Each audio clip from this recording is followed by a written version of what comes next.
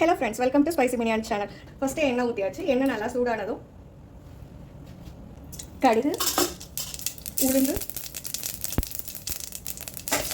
நல்லா பொரிஞ்சு வர சவுண்ட் வந்துடும். இஞ்சி, கருவேப்பிலை,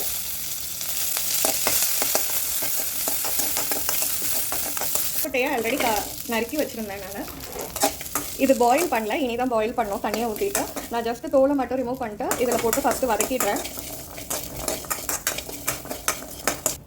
உப்பு, மஞ்சத்தூள், சாம்பாருக்கு யூஸ் பண்ணுற மசாலா,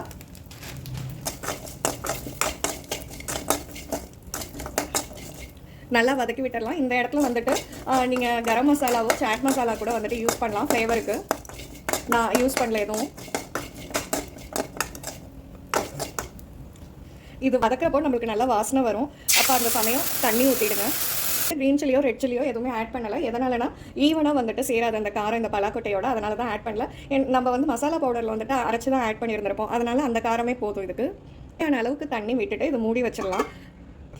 மீடியம் ஃப்ளேம்லேயே ஒரு 15 மினிட்ஸ் இருக்கட்டும். மூடி போட்டதை எடுத்து பார்த்தேன், தண்ணியெல்லாம் நல்லா வத்திடுச்சு. ஸ்மாஷ் பண்ணியும் பார்த்தேன், நல்லா ஆச்சு. ஸோ எடுத்தாச்சு. சிம்பிளான பலாக்கொட்டை வறுவல் ரெடி ஆகிடுச்சு. நீங்களும் ட்ரை பண்ணி பார்த்துட்டு கமெண்ட் பண்ணுங்கள் ஃப்ரெண்ட்ஸ். Thank you friends.